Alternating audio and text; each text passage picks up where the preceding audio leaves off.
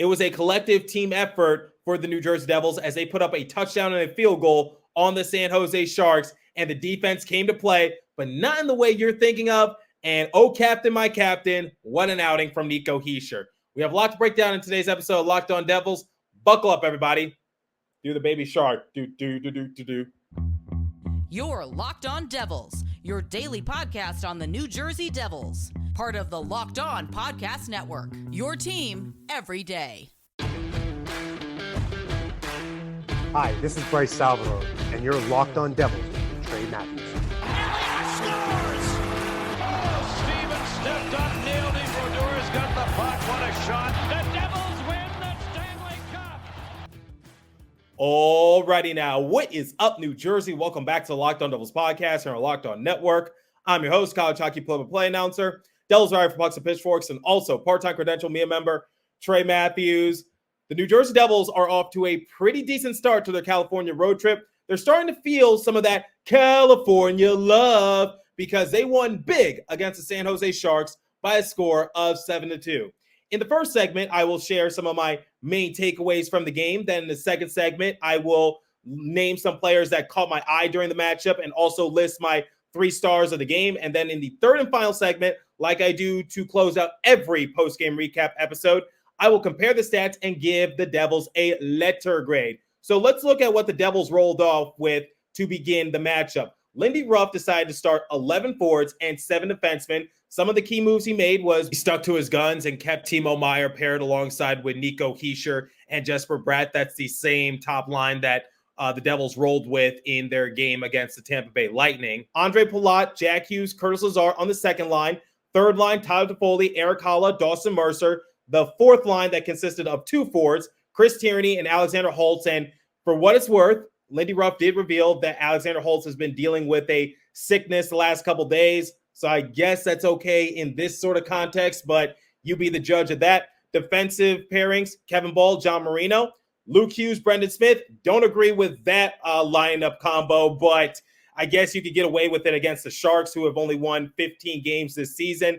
Jonas Siegenthaler, Shimon Nemets, and then the extra defenseman was Colin Miller.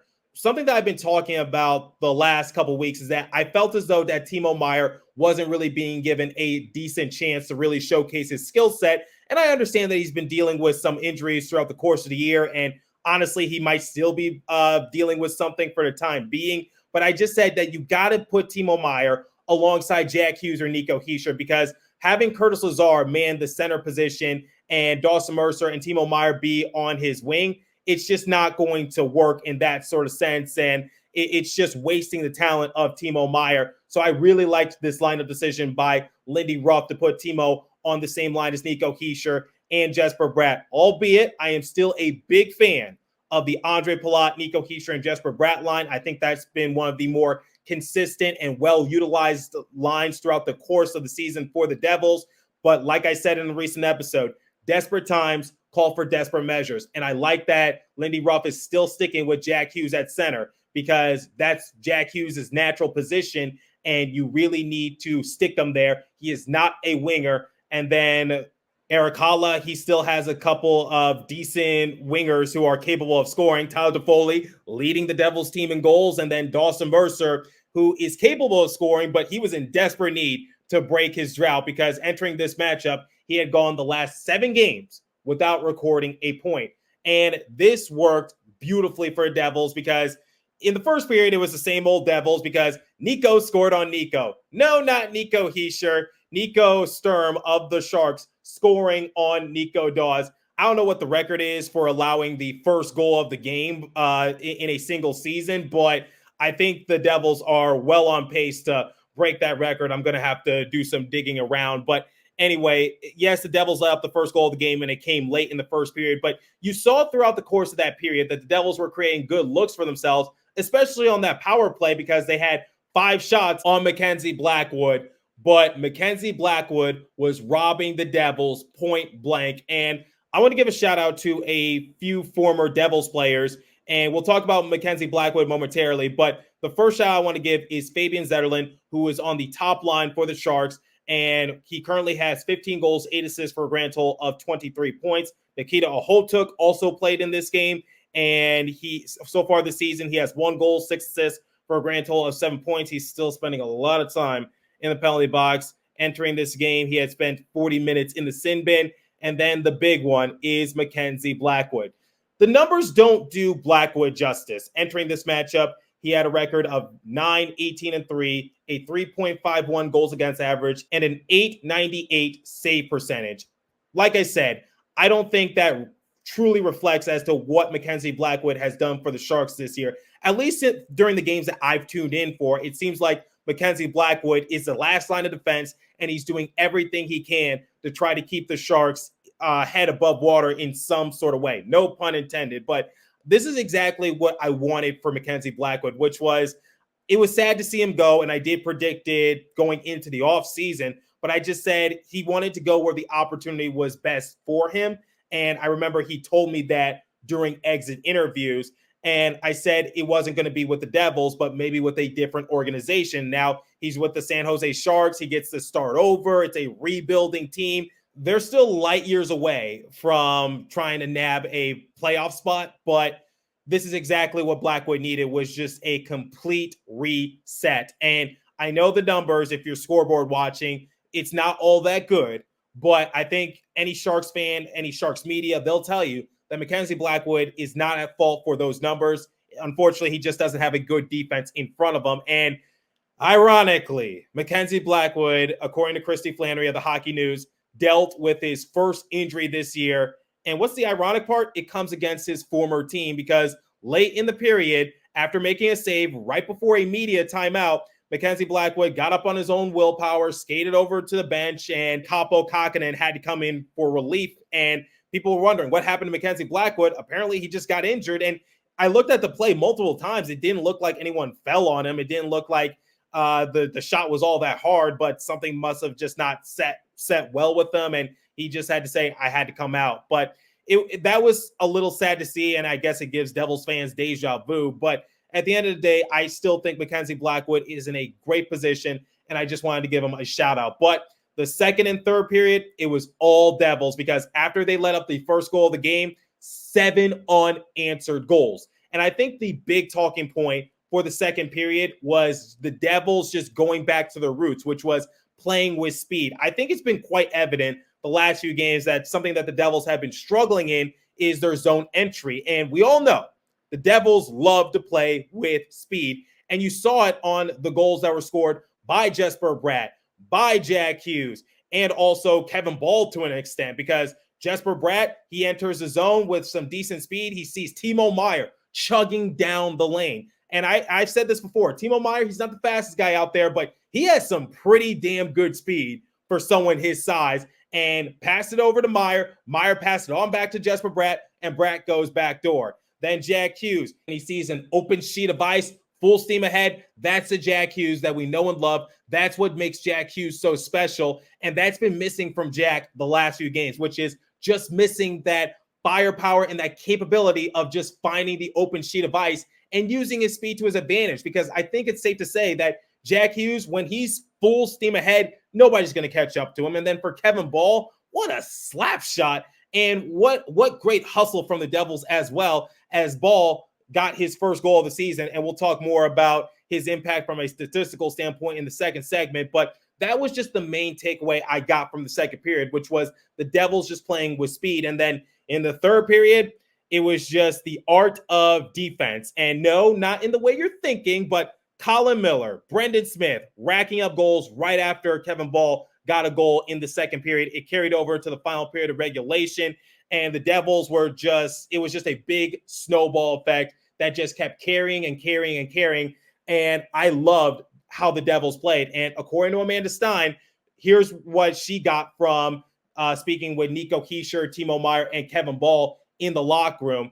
She said that they wanted to bring the fun back into playing again, forget the pressure of the situation, and just play for the joy of it. Tonight, it worked. Each at it, but now the focus is on Anaheim. And I'm going to circle back to what Amanda Stein said in the third and final segment, because it is important, because consistency has been a big issue for the Devils this season. But you could just tell that the Devils were playing with a lot more poise. They were going back to the roots of playing with speed. And I think another thing that Amanda really touched on was that the pressure that's being put on the Devils, because we saw a couple days ago, Lindy Ruff was trending on social media because people were pushing for him to be fired. People were wondering, is this season over for the Devils? Or I literally just did an episode about, are they going to be buyers or sellers come the trade deadline? There's a lot of unanswered questions for the Devils that need to be answered ASAP. But for tonight's game, especially against the Sharks, they did a very good job.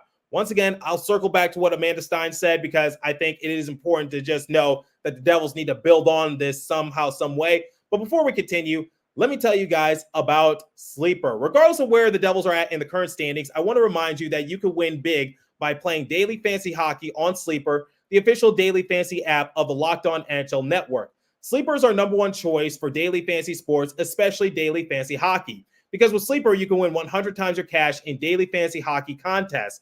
And you don't just have to participate in fantasy hockey. You can also participate in fantasy football, basketball, baseball, college football, all on the Sleeper app. All you have to do is pick whether studs like Jack Hughes, Nico Hischier, Jesper Bratt will record more or less than their Sleeper projections for things like goals, assists, saves, plus, minus, and more in any given game. To win a 100 times bet on Sleeper, you need to correctly predict the outcome of 8 player stats. You heard me, Devils fans. You can win 100 times your money playing daily fantasy hockey with Sleeper. So start paying attention and nail your picks so you can start winning big. Use the promo code LOCKEDONNHL and you'll get a $100 match on your first deposit. Terms and conditions apply. That's code LOCKEDONNHL. See Sleeper's terms of use for details and locational availability. Okay, let's highlight some players that caught my eye. Before I name my 3 stars of the game, here are some honorable mentions. Honorable mention number 1, Jesper Bratt. He has now reached the 60-point mark in 59 game appearances. And in this matchup, he walked away with a goal and he walked away with an assist. I said it in the previous segment. I felt as though that Jesper Bratt was one of the players at the helm leading the Devils in terms of just executing their speed and their zone entry. And Jesper Bratt has been phenomenal this year. And I think we need to talk more about his durability and what he's been able to do throughout the course of the season, because Jesper Bratt has been one of the more consistent players for the Devils, and he still doesn't get the much love that he deserves, because once again, he's remained off the injured reserve list. He's been producing a lot of points. He's been a bright spot for what's been a very inconsistent year for the Devils, and I just wanted to give my appreciation to the Bratt man.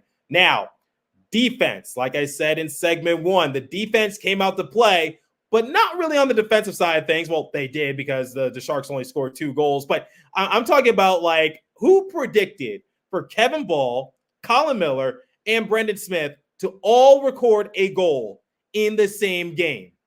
I sure as hell didn't. And I'm sure anyone who is a professional bettor, I don't even think they would go that great lengths to place that sort of bet. Kevin Ball, that was his first goal in 69 games. And he had a wicked slap shot once again, and he just fired it right past Kakkonen. Colin Miller recorded his 3rd goal of the season alongside with Brendan Smith. Brendan Smith is such a weird player because the month of February has been his best friend and also his worst enemy, because remember that game against Washington Capitals? Not a good showing defensively, but he has once again netted 2 goals this month. And one was the outdoor game at MetLife Stadium, and the other was obviously in this matchup against the Sharks. John Marino and Jonas Siegenthaler both recorded helpers, and the only 2 defensemen that did not record a point in this game are probably 2 of the best offensive-minded players on the Devils' blue line, with the exception of Dougie Hamilton, and that is Luke Hughes and Shimon Nemets. Crazy, because usually Shimon Nemets and Luke Hughes, they're the ones generating the most points on the Devils' blue line, but this time around, the roles were flipped. Kevin Ball, Colin Miller, Brendan Smith, all with goals. John Marino, Jonas Siegenthaler, all getting an assist. And I also need to give a shout out to Nico Dawes, who saw 31 shots and made 29 saves.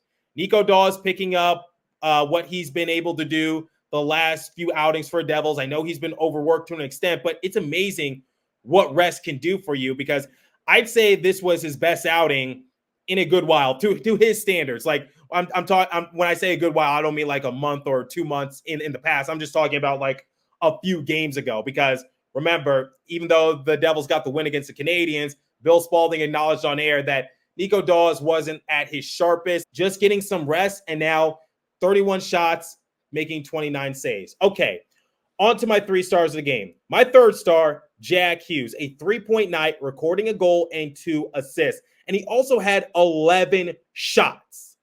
That is impressive from Jack, because we've been talking about this the last few games. It seems like Jack Hughes just isn't what he once was a few weeks ago prior to the injury. It seems like Jack Hughes was sometimes taking a back seat, and it's just like he's still getting the points, but it's just like we know he's capable of doing a little bit more, and it raised a discussion on social media. Is Jack Hughes really healthy? Is he playing through injury? Should the Devils just shut him down if they're not going to make the playoffs? And I just said, no, don't do that. But Jack Hughes even had to answer a question post-game from one of the media members that was he healthy? And he said yes, promptly said yes. And Lindy Ruff had a different story saying like some guys are playing through sickness and injury. It's just that time of the year. But anyway, this was a great outing for Jack Hughes. I'd say this was probably one of his best performances since the Seattle Kraken game, if my memory serves me well, because I remember I was high on him for that outing as well. But 11 shots, playing with good speed, recording 3 points, that's the Jack Hughes that is capable of taking the league by storm.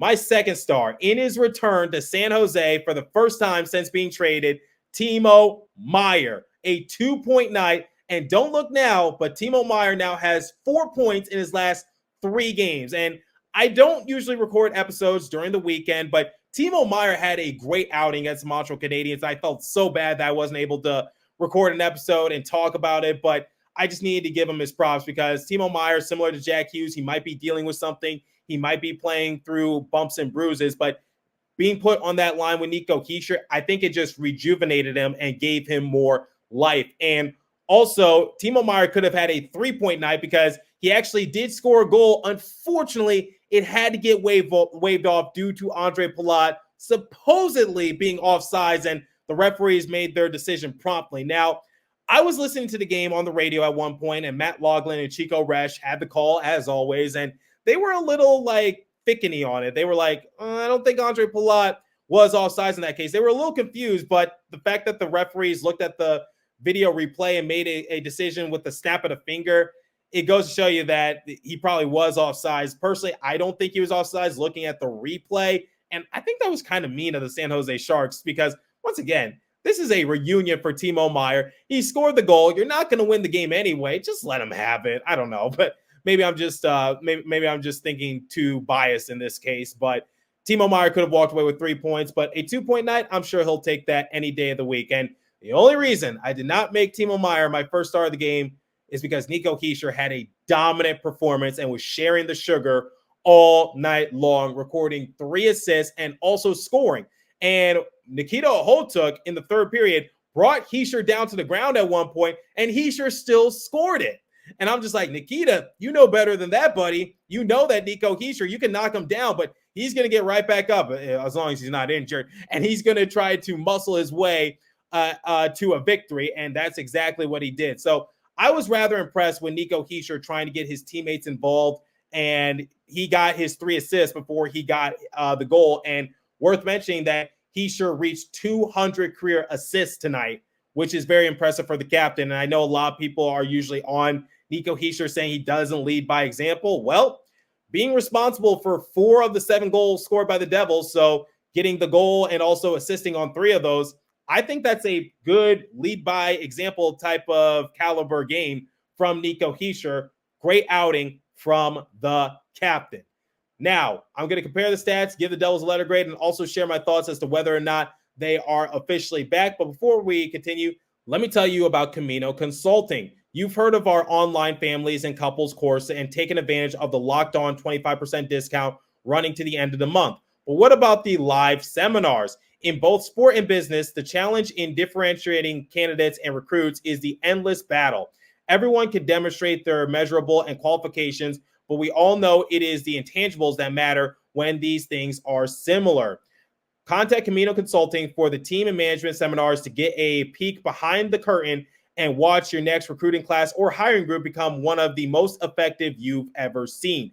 Both because you identify the right candidates and because you've learned how to communicate and motivate them in accord with their own preferences. But you aren't in business management or working with a team. We pay referrals. Make some money making your workplace and favorite teams better. Every group works better together at the end of the year compared to week one. So contact Camino Consulting at CaminoConsulting.ca and get on the fast track to understanding.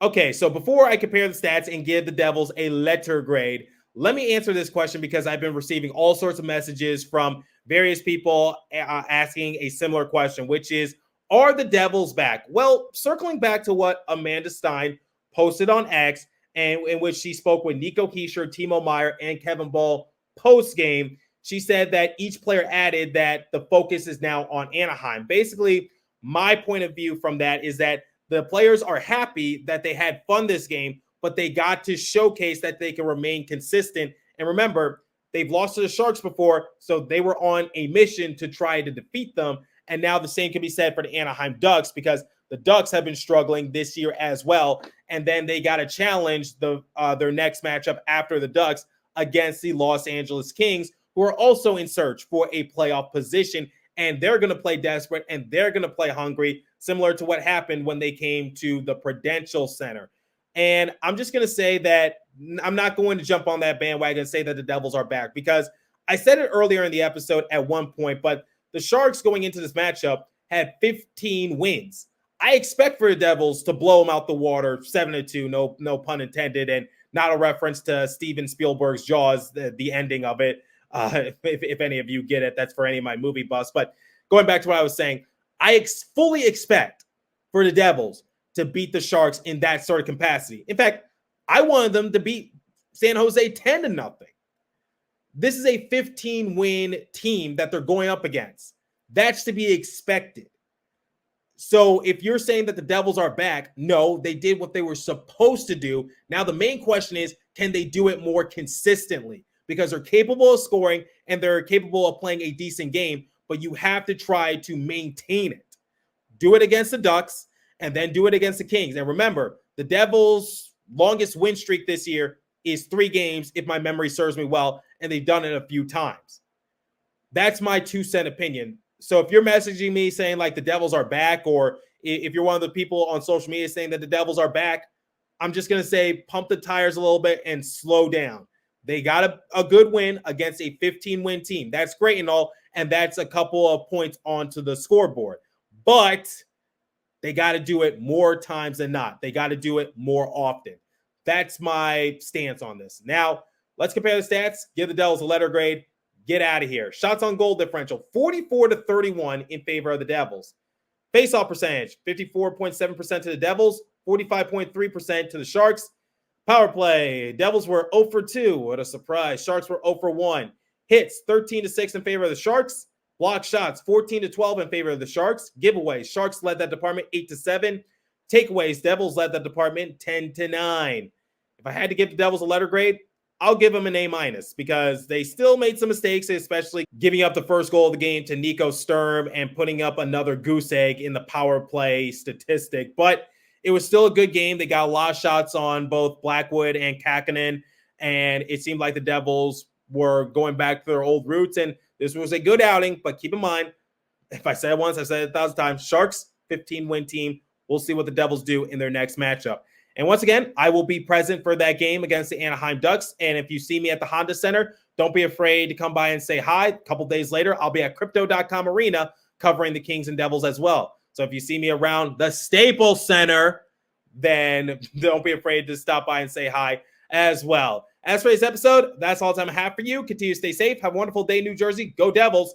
I'll catch you guys in the next episode. Be on the lookout for one more regular episode and 2 bonus episodes to close out the month of February. I will see you guys in March in California as I prepare for my trip. I will catch you guys next episode. Thanks for listening once again.